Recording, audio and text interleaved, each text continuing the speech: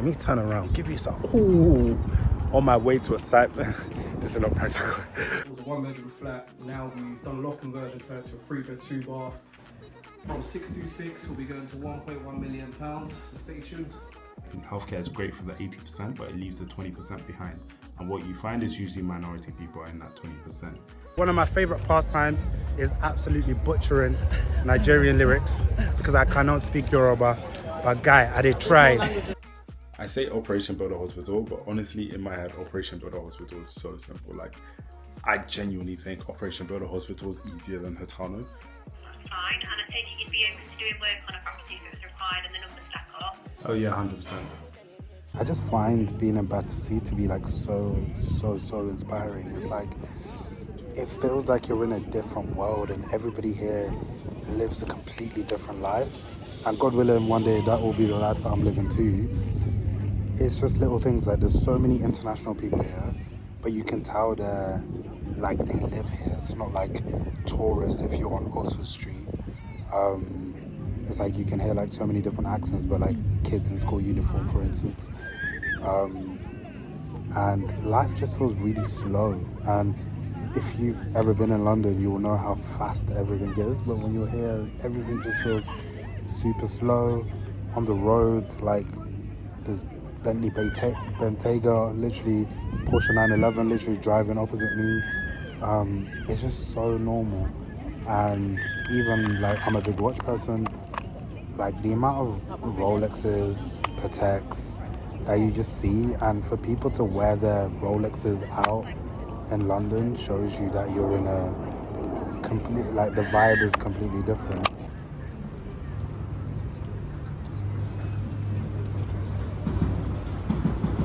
Where I go in the world, I was loving doing this when I was in LA, is I go to estate agents and just look at how much it costs to live and what is the price of living in that area. So these Battersea flats that you can see behind me, there is flats for sale in there for like 4.8 million, 1.2 million.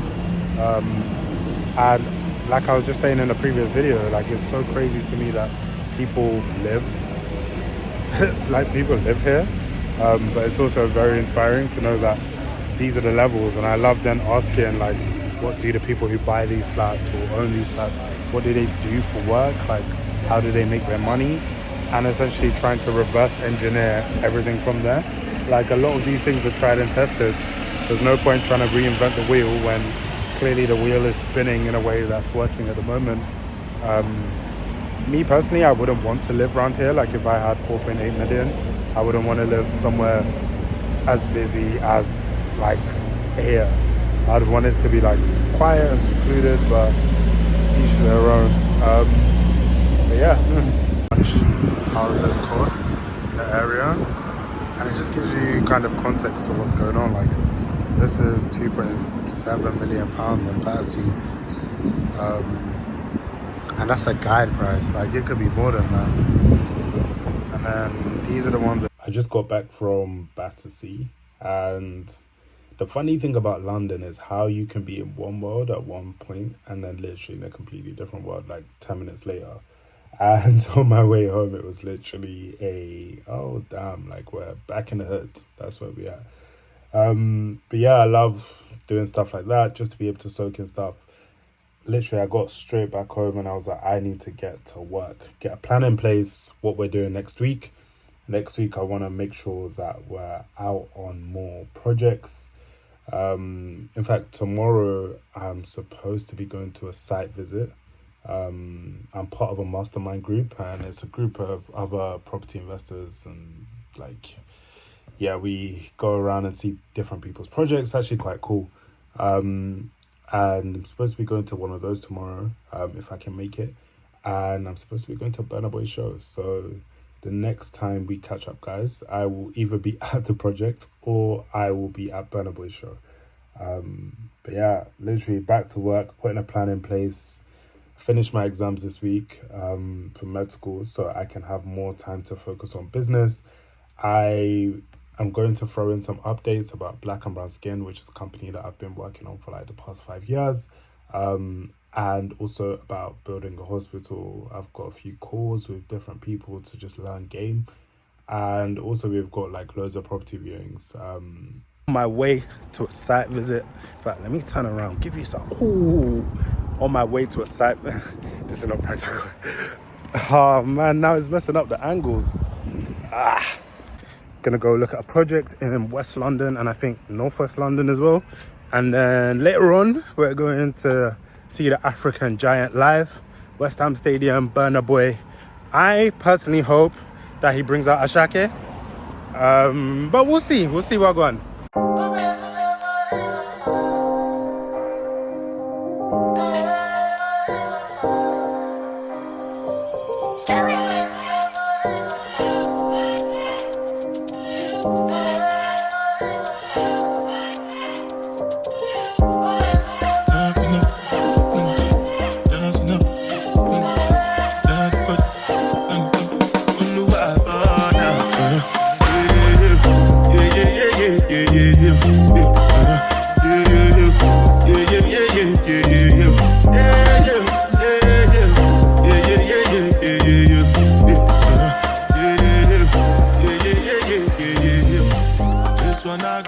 You wanna run us through the numbers?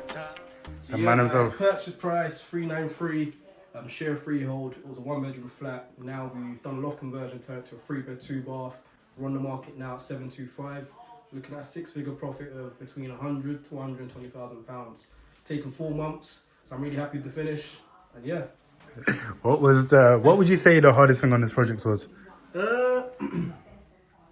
It's either between getting it through conveyancing, which took 13 months with loads of hurdles, including a defective lease, which we had to surrender and re-grant, or the fact that on day one, we had a structural design flaw, which meant that potentially we weren't able to do the loft conversion, had to find a workaround, and we found the workaround after 2 weeks. And yeah, without that loft conversion, we wouldn't have the value that we have now. So 2 boxes, but ours at the back come all the way to the end. So you can see we've got the full width. It's crazy when you got there. And that was all permitted development? Yeah, all under PD, because under PD you can do a loft up to 50 cubic meters, basically. And then we've done an infill, which is 3 meters. And if we've gone up to the rear, we're going to fall under planning. So I was trying to avoid planning permission because it's just a ball ache. It's weird because when you fill out the infill and then you add a little extra. You have to go to a full planning. But they're trying to get rid of that. There's like a petition thing that you have to sign. There's talks about that consultation or whatever they call it. Well, hopefully it gets past us. Yeah. The planning system here is just shocking, isn't it? It's a ball ache. Even the conveyancing. And they think we're the walls in green. This was a 3-bedroom house. We've done a loft conversion, kitchen extension, fully open plan. From 626, we'll be going to 1.1 million pounds. So stay tuned. Cool. We'll be coming back in like 6 weeks. What are we gonna see when we come back in 6 weeks? We're gonna see pocket doors, new windows, kitchen. The bathrooms will be installed. We'll be singing and dancing. New garden, new front garden. Yeah, a lot of work to go, but nearly there. Alright, we'll be back for sure, man.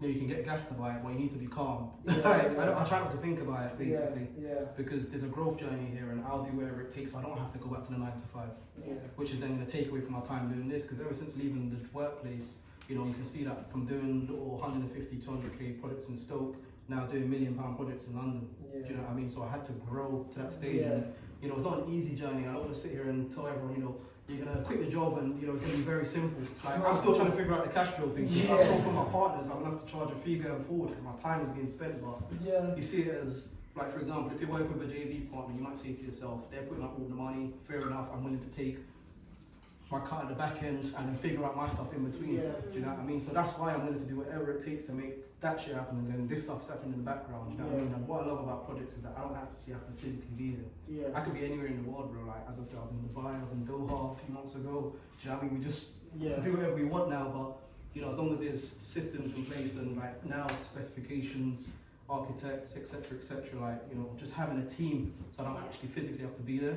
Obviously at the front end, I feel like I need to be there when the partitions are going up, just so things are, you know. You don't come back and they put like a partition in the one thing about my builder though, luckily he likes to double check. He likes to double check, Yeah. so he'll say you need to be there 8 AM tomorrow so we can go through things. And then me and him, we just run around with the tape. We've got a great relationship where he's even willing to nudge AV with me, and you know, we don't pay him for the labour up front, we pay him on the back end enough, we give him a little bit of the profit as well. And that's the perfect way to have it. That's what you. But they're incentivized to get the project done as well, and for as cheap as possible, right? So I was actually meant to be buying something in Westbourne Terrace the other day, and you know, it's an easy refurb, 725 to 1.2, just by doing a full refurb, basically, no extensions. But we got blown out the water on that one, but he was willing to do a similar thing on that one. And Wait, guys, take out for the vlog. We were just at Lowes' project. He does £1 million projects, £1 million deals. You need a phrase from like 150k to £1 million in like 2 years. 7-figure deals. Seven. Coming soon. Everyone's been super inspired. I've been super inspired, and it's a blessing to have friends like this around me and showcase it for everyone else. Yeah. All right, what's your take out? Last words. I mean, my saying is always keep it pushing. Just keep pushing, keep on striving. I think, you know, the journey isn't simple, but if you keep on going, you'll get to where you're going. Keep people around you who are like-minded. Keep yourself immersed in knowledge, and keep on pushing, keep on finding these deals, keep on raising finance, helping others, and you'll get there. All right, cool. And on a lighter note, what's your favourite song at the moment? Gunner 101. Today we are at Burna Boy. Burna Boy. We saw Burna Boy when I was in first year for £5, and this time it's £85. So the price of the brick went up. But regardless, one of my favourite pastimes is absolutely butchering Nigerian lyrics, because I cannot speak Yoruba. But guy, I did try. For this life I did. I want to be celebrated. Don't!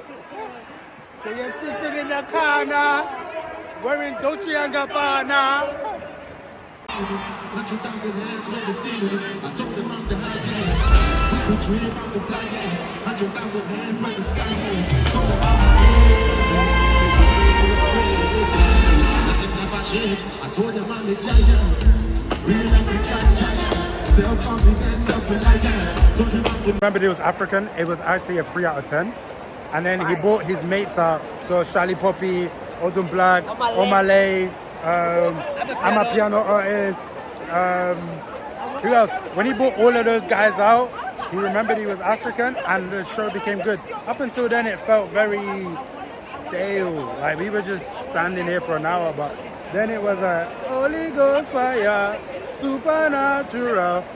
And then from there, the show became good. But up until that, like we were just like, bro, what's going on? But yeah, man, we outside. This is more to come, more being outside. I expected more, can't lie. But you win some, you lose some. We're back again next week. So yeah, we are trying to book some viewings in, get back to seeing some properties. Because yeah, we're trying to build a hospital, and in my other videos I've mentioned that the process that we're going to go through is essentially climbing up. Like we do one development, leads to another development, leads to another development, which eventually leads us to a hospital. I think one of the things that is so long is booking in viewings. Like it is such a admin. Like literally I just phone them, I'm going to phone them again in 10 minutes, and then I'm going to keep phoning them and keep phoning them and keep phoning them, and you go back and forth with people for so long. And yeah, I just wish there was a more efficient way to do this, because it is just so long. Today I'm looking for a few viewings to book for later in the week, and I'll take you guys to those viewings as well. And essentially the criteria at the moment is stuff that we can add value to. And by added value, it means like things which are run down, things that maybe you can convert from a 1 to 2 bedroom, a 2 to 3 bedroom, add a loft, do a renovation, that kind of stuff. That's the criteria that we're looking for at the moment. get out there, see a lot of properties, build relationships as well. Sometimes it's about building the relationships. So if you keep showing up and keep showing up, eventually things come back around. So today, the other thing that I'm going to be working on is getting back to business. Medical school takes out so much of my energy. Like even my ability just to think about other things is so like minuscule because I spend so much energy just trying to think about like how to literally remember photosynthesis. Well, we don't learn photosynthesis, but you get what I'm saying. So today I need to get my finances in order. It's the start of the month. Just write down everything, all my direct debits, all of like outgoings, ingoings, try to see if we can increase the income. I was turning down loads of like various opportunities because of med school. But we are now back, and a lot of opportunities hopefully can be secured. One of the opportunities that actually flopped was we were supposed to be going to Dubai. Supposed to be going to Dubai to do a talk, but it fell through. But I always tell myself if things like that are coming in when I'm like relatively low key, now it's just my job to turn things up. It's my job to put myself out there all over again, and my job to make sure that I am able to see through these things from start to finish. So we're going to be essentially sorting out my finances, sorting out how we can increase the income top line, looking at expenses. I also had an idea for Black and Brown Skin. So I don't think I've actually done an intro to Black and Brown Skin yet on this vlog. But Black and Brown Skin is a company that I started about 4 years ago now. And essentially the company, we're on a mission to redefine healthcare for Black and people of color. And it's actually funny because most of the things that I do, my North Star is about improving healthcare. Because I'm training to be a doctor and I think there is so much room for improvement, and I think we always settle for less. And I think part of that settling for less comes from the fact that your number one priority is just to feel better. And as soon as that is solved, everything else is relatively irrelevant. And I just think we need to do more, we need to do better. So Black and Brown Skin was kind of started to do better for Black and people of color. And the reason being that I think healthcare is great for the 80%, but it leaves the 20% behind. And what you find is usually minority people are in that 20%. So I wrote a handbook called Mind the Gap, did extremely well. Even to this day, I still think like 15,000 people every single month read the book. And that's been going on for 4 years. 15,000 people a month for 4 years, which is ridiculous. And then we've tried a lot of things. We've tried to build an app. In fact, I've got the whiteboard in there. I'll show you the whiteboard after this. We tried to build an app. We tried to do loads of other things. Some worked, some didn't. And then kind of near the start of this year, I was like, I want to go back to the drawing board to figure out where essentially we can go. Because I think the problem with health inequalities is a lot of it is charity work, and I think it's necessary. But if we're thinking of things which are very sustainable, from me looking at other things that have come and gone before me, I find that charity work always gets to a limitation of running out of money because people are not donating, or essentially people don't care anymore. And I think in 2024, we've kind of got to the point, if we look at politics around the world, where like diversity and inclusion is considered like this side of the spectrum, and the people on this side of the spectrum are trying to get their lick back for everything that happened in COVID. And what we're finding is all of these DEI efforts that were so much hard work went into it, we're almost undoing all of that. It's like in America, I think there is a investment fund, I think it was called Fearless Fund, where it was focused on Black women, a VC fund for Black women, because Black women make up something like 0.2% of all VC funding. And I think they actually got taken to court and they lost the battle to say that this is actually discriminatory to everybody else. So we're kind of undoing all of the work that we've already done. But back to the original point, I think I've had an idea for how we can move things forward. And in fact, I'm going to actually document the full creation process, start to finish, as we go along. So I've had an idea how we can move that forward. I'm just going to write it down, like look at it on the screen, see if it makes sense. And yeah, booking in viewings, getting Black and Brown Skin rolling, sorting out my finances. Yeah, that's the main plan of action. I'm so gassed to get back to business. Like, I thoroughly enjoy like doing all of this stuff, as stressful as it is. To me, it's like I get like an energy boost. Like, I get so much joy from it. And a lot of people ask me a lot of the time, like, how do you find time to do med school and all of the stuff that you're doing? And I'm like, this stuff doesn't feel like work. For me, med school feels like work, which is why for the last 3 months while I've had exams, it's been really intense. I haven't been able to do much else because it feels like proper work, which really drains me. But we outside, like, and that's the most important thing. And this is actually the original whiteboard when I first had the idea, and I essentially just was jotting down loads of ideas. So like if we look up here, like Black women 16 to 35, this was typically the people that were using our platforms. And this was kind of thinking about like the whole beauty space and how that's linked to skin. And that's just because I knew there was a business within the beauty industry. And if we could link that to skin, as in like skin health, there was an opportunity there. This was what was required. So like a trusted team. This point here is something which I think is probably one of the most important things when you're doing anything. And I think it's something which I continually learn on my journey. And I really want to get better at being able to build teams of A players, because I think all of this is completely irrelevant if you don't get this part right. And then the second part that you need to get right is this monetization model. I actually think in the health tech space, we don't talk about monetization enough. And essentially without that section, everything else is dead. So like I was looking at memberships, potentially a way to sell products. Like I even put question mark Neutrogena deal here. We ended up securing that deal, which was really good. And I used to have this thing, which was something, yeah, just to commemorate the Neutrogena deal. But yeah, and then the other idea, we had a dedicated platform for people of color to discuss skin health. We actually did this, like we saw this through all the way.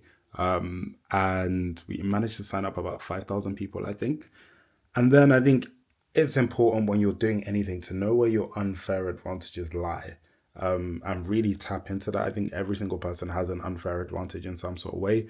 Mine were the connections that I have in the NHS, the fact that I did mind the gap, the fact that I'm a medical student, so I'm still very much within the system, the fact that potentially at the time of writing this, that we had connections with Neutrogena, and the fact that I just had other connections in the industry. So yeah, this is kind of what goes into it. So at the moment, I guess I'm back at this drawing board, literally. I'm back at this drawing board, literally. And we just basically need to do another drawing board like this, get everything back in order, get Black and Brown Skin back in order, get the operation to build a hospital back in order, and take it from there. And yeah, like looking back at this feels weird, because when I wrote all of this, nothing had happened, but now I'm looking back at it, I know exactly what happened afterwards. And I know where I went wrong, and I know where I went right. So I guess we can only learn from our mistakes and keep going. But yeah, on operation to build a hospital. In fact, should I wipe this whiteboard to make another one to build a hospital? Let me know in the comments. But I say Operation Build a Hospital, but honestly, in my head, Operation Build a Hospital is so simple. Like, I genuinely think Operation Build a Hospital is easier than Hitano, just because I feel like all of the pieces to move are already there. I just need to go out and ask for them. So part of the reason I started these vlogs is because I want to literally get full videos of literally from right now in this garage all the way up to, yeah, like this is me on top of the hospital that we're building, this is the clinic that we're starting with, this is that. Also at the same time, Black and Brown's getting out a company. We have an education-based company that literally is self-sustaining, running itself. One awards here, one awards there. Yeah, like that will be so cool, and you'll be able to watch all of these videos. So if you're watching this, think of this like season 1, like you're in season 1 of like Breaking Bad or season 1 of Game of Thrones, that you know that, yeah, it is insane from here. How many bedrooms are you looking at as like a minimum? We're looking at 3 bedrooms, or we're looking at 2 bedroom, 2 receptions. So 2 ups, 2 downs, or 3 bedrooms, yeah? Yeah. That's fine. And I take it you'd be open to doing work on a property if it was required and the numbers stack up? Oh yeah, 100%. All right, so we're on hold at the moment. We're trying to get in some viewings booked for the end of the week. Yeah, I'm trying to block book them because it's so frustrating, like going back and forth, and just to make my life easier, if I can just get them one after the other. That's the plan at the moment. So let's see how this goes. Let me double check. Are you available on Tuesday next week? Yeah, that's okay. Is there do you have any availability Thursday maybe? Thursday next week? As in Thursday this week? We haven't, unfortunately. We've not got any availability for literally the rest of this week. We're already fully booked. So we got 2 viewings booked in for next week. Booking viewings is so long, but this is just part of the game. Like, it's part of the game. It's part of the game, mate. I love Amapiano so much, but there is a world of Amapiano that exists on YouTube that you cannot find on Spotify and Apple Music, and it always makes me like, it just opens your mind to, I think in the West we're so conditioned to thinking Apple Music and Spotify and like Tidal and all of those things are like the biggest streaming platforms, like everyone in the world uses them. But bro, this song is a big tune, nowhere to be found on Spotify. Listen.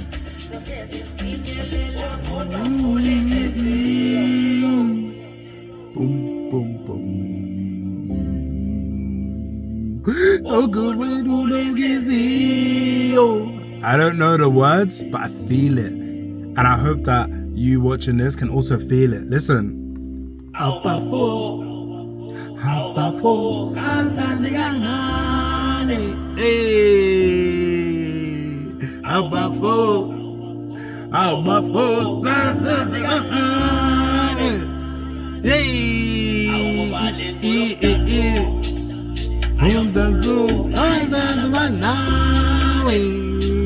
Okay. Yes. Okay. One, 2, 3.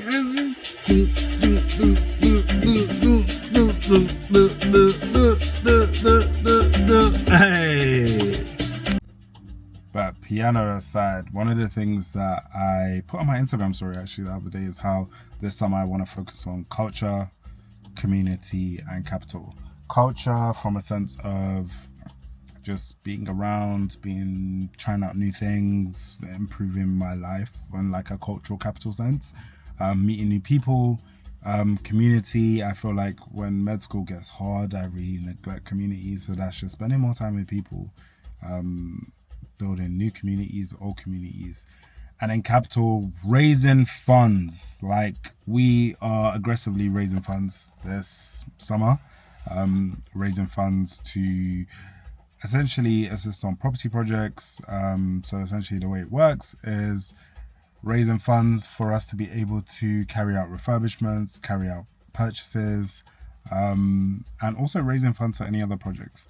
I think for me, I've always stayed away from raising funds, generally speaking, but I think for me to get to the next level, it requires bringing on investment.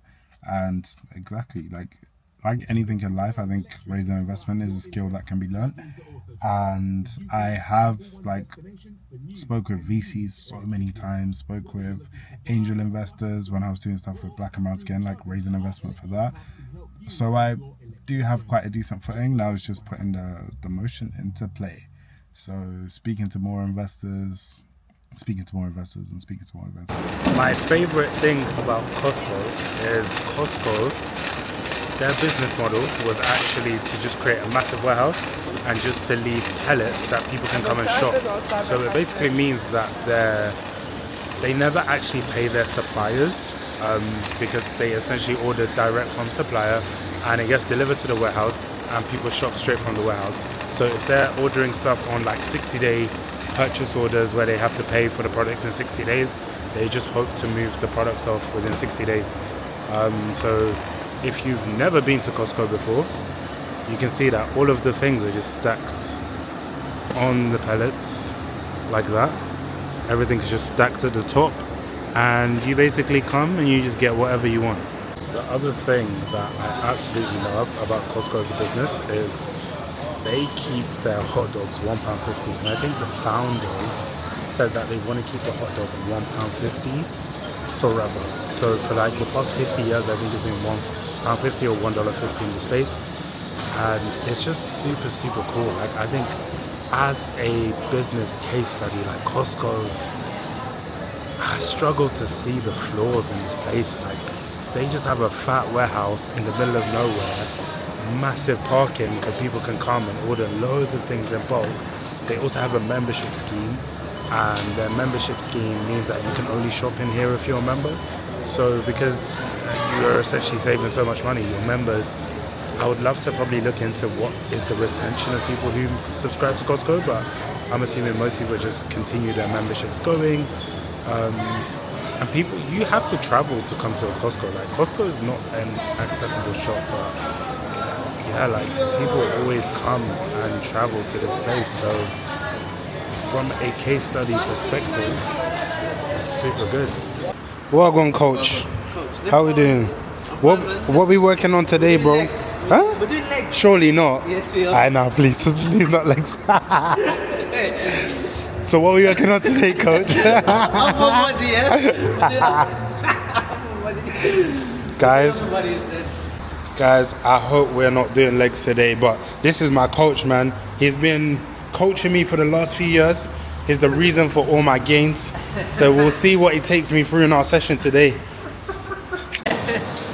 Hey coach, tell the vlog what happened. Why are we doing back day now? Why are we doing back day? Because someone didn't want to do that leg. I didn't make stage. There's no someone here, bro. The coach recommended we do back day just to get the back warm. I pause. So what, today we're in the gym. We're doing a big back day. Gorillas get made in the gym. We're about to do 10 kilos weighted. If I can find the 10 kilos. Ironically, back day used to be my least favorite day in the gym, but now it's one of my favorites. Bro, I'm talking to you, you know. Oh, you're talking to the audience. No, you're the audience, bro. See, my cameraman's not cut for the job. What if the audience wants to know who's behind the camera, bro? What if they want to hear your voice too? Call me Jarvis. Alright, say less. Here we go. Here we go.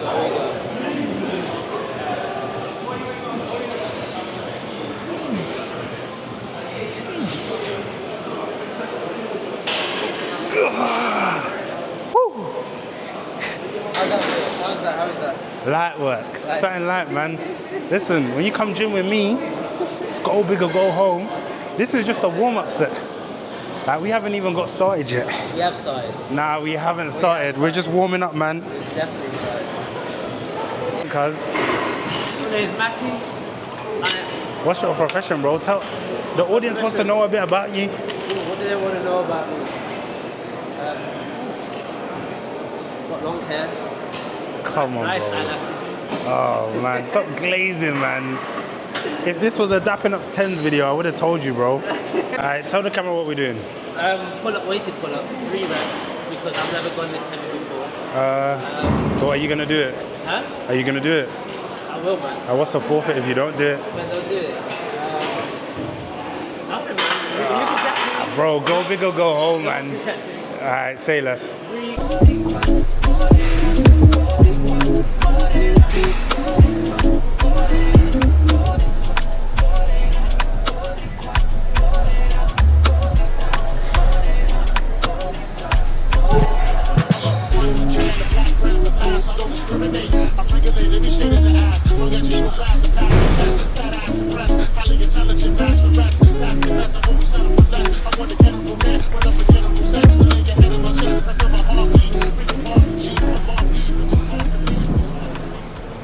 Give us some words of wisdom to end the session with. Ooh, words of wisdom. Ooh. If you can't feel it, it means you're not working it. Wink, wink. Bro, we don't need content like that. We need some more words of wisdom which are a bit Ooh. child friendly. Child friendly. Wisdom. Just to get a target. Make sure you hit it. Make sure it's reachable. If it's not reachable, what's the point? Obviously, challenge yourself, so go a bit higher. Oh man, this guy is just chatting a load of nonsense. That was actually genuine. Come on, man. Genuine. Listen, we finished in the gym. Today was back day. We did weight pull-ups, lat pull down. Oh, we didn't do lat pull downs. Bicep. Weight pull-ups, bicep curls. Can't even remember what else we did. Use the ZX bar, whatever you call it. Yeah, the easy bar, curls. Yeah, Barbell row. big session. If you're working in the gym with me, just go big or go home, because we didn't come to the gym to just lift weights and just have a chat. We're just here to work hard. Isn't that right, coach? Of course, of course. Exactly, nothing less. So, yeah, I'm going to leave this one here. And next time we'll bring Matty back for some words of wisdom.